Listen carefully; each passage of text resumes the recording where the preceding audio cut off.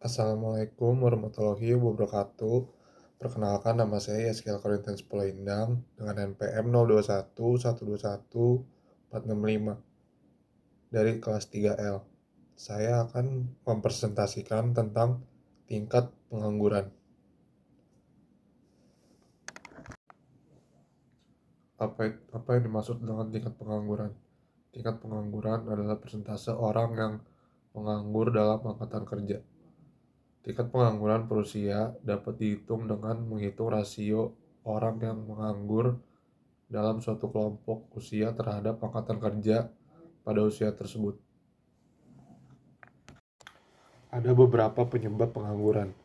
Penyebab pengangguran yang pertama adalah pertumbuhan ekonomi yang lambat.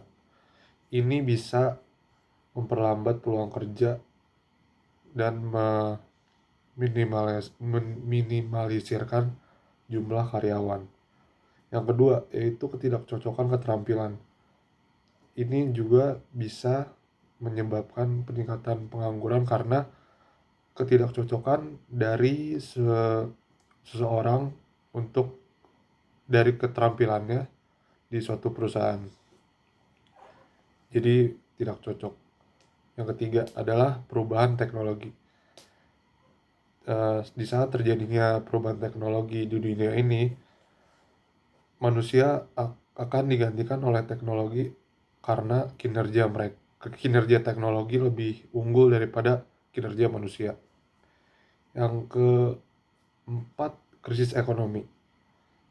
Krisis ekonomi menyebabkan kekurangan banyak dari perusahaan dan mengurangi jumlah karyawan. Yang kelima, yang terakhir adalah perubahan demografis. Perubahan demografis seperti pertumbuhan populasi dan struktur usia juga mempengaruhi jumlah pengangguran. Apakah tingkat pengangguran di Indonesia tinggi? Tingkat pengangguran di Indonesia justru menurun sekitar 4,82% pada kuartal pertama di tahun 2024 dibandingkan dengan pada tahun 2023. Tingkat pengangguran Indonesia justru 5,32%. Tingkat pengangguran Indonesia diperkirakan akan mencapai 4,9% pada akhir kuartal ini. Itu dari modal makro Global Trading Economics dan ekspektasi analisisnya seperti itu. Berikut adalah jenis-jenis pengangguran. Yang pertama adalah pengangguran friksional, yang kedua pengangguran struktural, yang ketiga pengangguran siklikal, yang keempat pengangguran musiman, dan yang terakhir kelima pengangguran voluntary. Berikut ada beberapa solusi untuk mencegah tingkat pengangguran. Yang pertama, meningkatkan keterampilan. Pemerintah dapat menyediakan pelatihan keterampilan agar keterampilan masyarakat bisa sesuai dengan apa yang dimau oleh perusahaan. Yang kedua adalah membangun lapangan kerja. Pemerintah dapat membangun infrastruktur untuk menciptakan lapangan kerja yang banyak dan yang luas agar bisa diakses oleh masyarakat dan bisa juga dipekerjakan masyarakat tersebut. Yang ketiga, membangun kemitraan.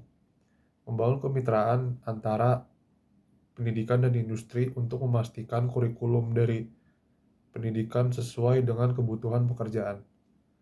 Yang keempat terakhir, meningkatkan pendidikan.